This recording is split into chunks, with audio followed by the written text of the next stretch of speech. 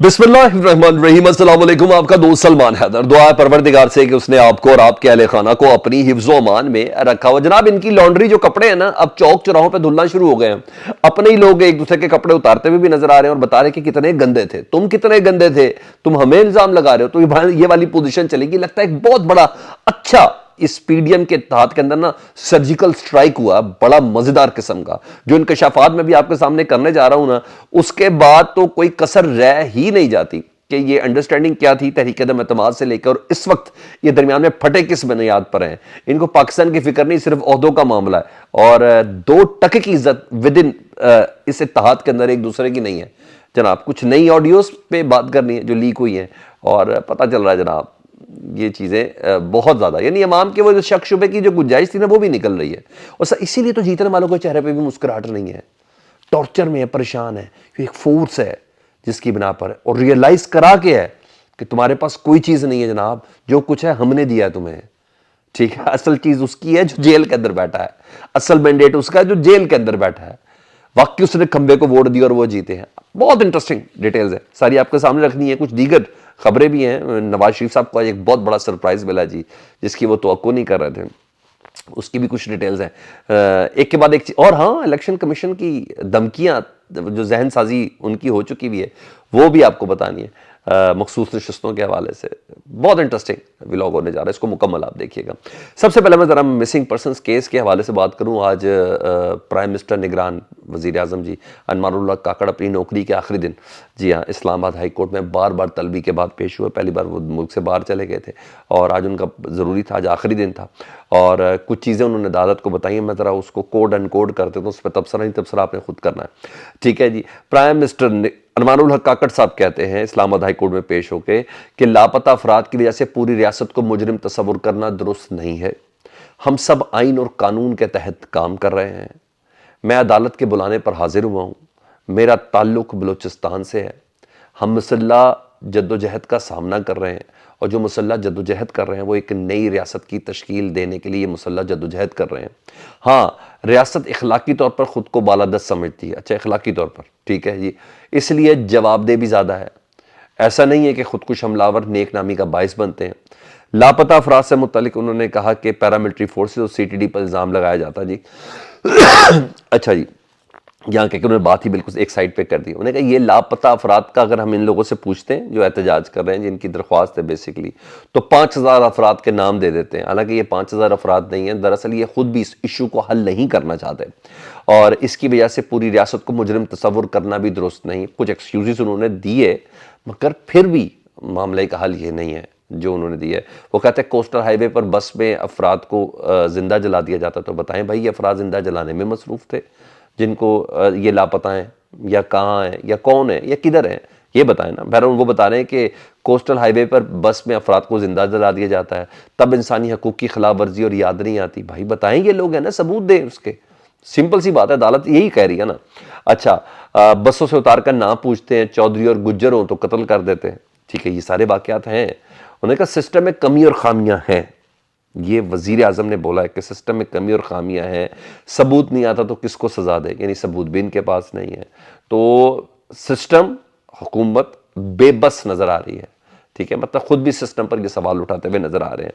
तो जज साहब ने कहा कि अदालत नॉन स्टेट एक्टर्स को कतन तहफ़्फ़ुज़ देने का नहीं कह रही है। और कुछ सियासी सवाल भी उनसे किए गए कि किस कानून के तहत आप 6 माह इक़्तिदार में, साफ़ियों ने सवाल किए ना। उन्होंने कहा जी 1973 के कानून के तहत। बाकी अब जिस तरह मर्जी कर लें। अच्छा, रिपोर्ट बहरहाल मांगी है जी, और ये रिपोर्ट इमरान खान साहब से भी मांगी थी, वो भी अदालत में पेश हुए थे। होता कुछ भी नहीं है सर, मुझे तो ऐसा ही लगता है। और बहरहाल आज अच्छी ये पेश रफ्त है ज़रूर कि वज़ीर आज़म अदालत के सामने सरेंडर हुआ है, उसने अपने आप को सरनगू किया है। ये चीज़ें थी। दो दूसरी तरफ ना बिल्कुल इम्पैक्ट डिफरेंट आ रहा था। इलेक्शन कमीशन के अरकान जी, इलेक्शन कमीशन धमकियों पे धमकियाँ दिया जा रहा जी। अपने जहन साजी भी बता दी कि हमारा जहन किस तरफ है। सुन्नी तहत कौंसिल को मखसूस नशिस्तें, जिसको उर्फ पीटीआई भी कह लेता हूँ ना, तो नशिस्तों का केस चल रहा है जी।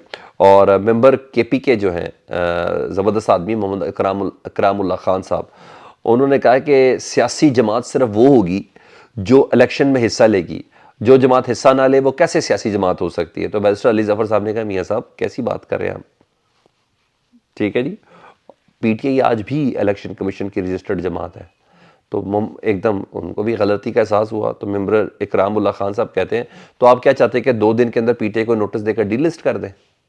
اچھا اس طریقے سے ایٹیٹیوڈ چل رہا ہے. بیرسٹر علی ظفر نے کہا اگر آپ چاہتے تو کر دیں، لیکن ہاں یہ بتا دوں آرٹیکل کا 17 آئین کا آرٹیکل 17/2 کے تحت آپ تحلیل کرنے کے مجاز نہیں ہے. سپریم کورٹ کا یہ اختیار ہے، اور وفاقی حکومت ایک ریفرنس کے ذریعے سپریم کورٹ یہ بات بھیج سکتی ہے. ٹھیک ہے جی، ذرا آپ بھی ذرا رہیں. حامد رضا صاحب کا بھی مسئلہ ہوا نا کہ وہ آزاد حیثیت میں کھڑے ہوئے ہیں، اپنی سیاسی جماعت کی طرف سے نہیں کھڑے ہوئے. تو بہرحال الیکشن کمیشن کے ممبر محمد اکرام اللہ خان نے اپنا ذہن دیا جی. انہوں نے کہا کہ سنی اتحاد کونسل کو نشستیں ہم نہیں دے سکے نا، تو پھر دوسری جماعتوں کو جو دوسری درخواست ہے، نون لیگ کو پی ٹی آئی کی نشستیں نون لیگ کو دے دی جائیں گی، مخصوص نشستیں پیپلز پارٹی کو دے دی جائیں گی، ایم کیو ایم کو دے دی جائیں گی. جناب وہ یہ کہہ رہے ہیں. ٹھیک ہے، انہوں نے اپنا ذہن بنائی. الٹیمیٹلی فیصلہ سپریم کورٹ میں جا کے ہونا. تو مایوسی والی بات نہیں ہے، سپریم کورٹ ہی اس مسئلے کو حل کرے گی، ادروائز کچھ بھی نہیں ہو. سپریم کورٹ نے فوراً اس کو حل کرنا ہی کرنا ہے.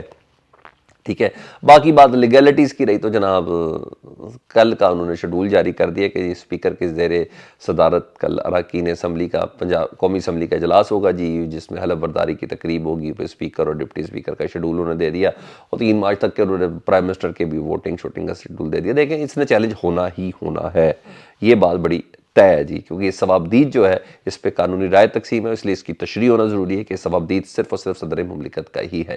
ٹھیک ہے، اور پاکستان تحریک انصاف نے بہرحال یہ ضرور کہہ دیا ہے کہ یہ جو بندر بانٹ ہے نا مخصوص نشستوں کی، اس کو بھرپور مزاحمت کریں گے. ایسا نہیں ہے کہ الیکشن کمیشن بات کرے اور ہم اس کو سکون سے سن لیں، نہیں، یہ بائسڈ ہے. مینڈیٹ چوری کرنے والوں کو یہ بانٹنے کا منصوبہ ہے جو ہم کسی طور پر بھی منظور نہیں کریں گے. یہ کہہ رہے ہیں اس وقت پاکستان تحریک انصاف کے ترجمان جی. آج عمران ریاض خان صاحب کے حوالے سے کیس تھا اینٹی کرپشن کے پاس سے، ظاہری بات ہے وہ کیس ان کا، اور ڈکلیئر ہو چکے ہیں وہ جیل میں. تو ضمانت کا کیس تھا تو عدالت نے بلوایا ہوا تھا جی. ڈیلیٹ ایکٹس اینٹی کرپشن والے پیش نہیں ہوئے تو عدالت نے ان کو ڈی جی اینٹی کرپشن کو ذاتی حیثیت میں بلایا. تو جب تک میں آپ سے بات کروں تو وہ پیش نہیں ہوئے تھے. دیکھیں بیسکلی وہی ہے نا کہ تھوڑا ذرا ان کو اسکرین سے دور رکھنا ہے عمران ریاض خان کو، بیسکلی یہ چیزیں.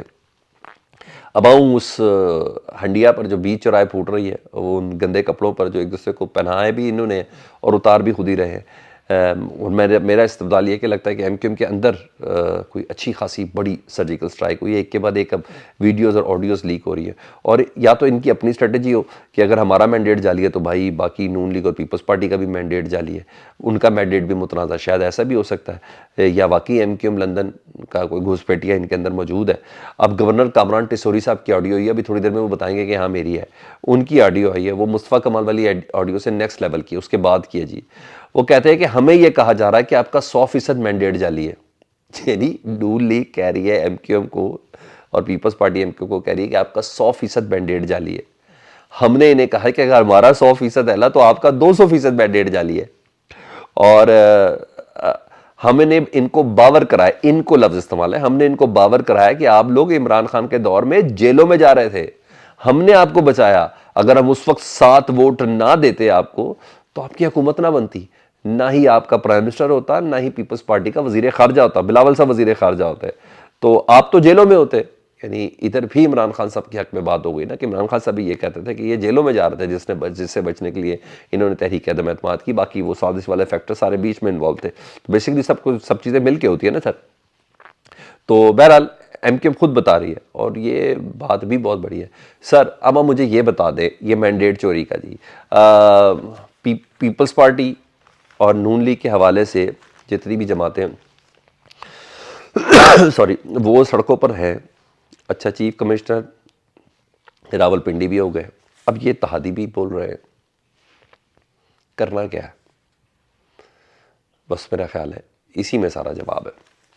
ہاں ادھر نواز شریف صاحب جو ہے ان کو سرپرائز ملا جی. NA-15 مانسیرا کی جو نشست تھی گلتاسب خان صاحب کی، جی ہاں اس کو چیلنج کیا تھا نتائج کو، تو الیکشن کمیشن نے درخواست خارج کر دی. گلتاسب خان صاحب جو ہے نا وہ کامیاب قرار پائے ہیں. اب دیکھیں ٹریبونل جاتے ہیں، ٹریبونل ہے KPK کے، اور KPK کے جج بھی کسی سے نہیں ڈرتے، مجھے ایسا ہی لگتا ہے. آپ کو کیا لگتا ہے؟ کمنٹ سیکشن میں ضرور بتائیے گا. اپنا بہت زیادہ خیال رکھیں. اللہم صلی علی محمد وعلی محمد.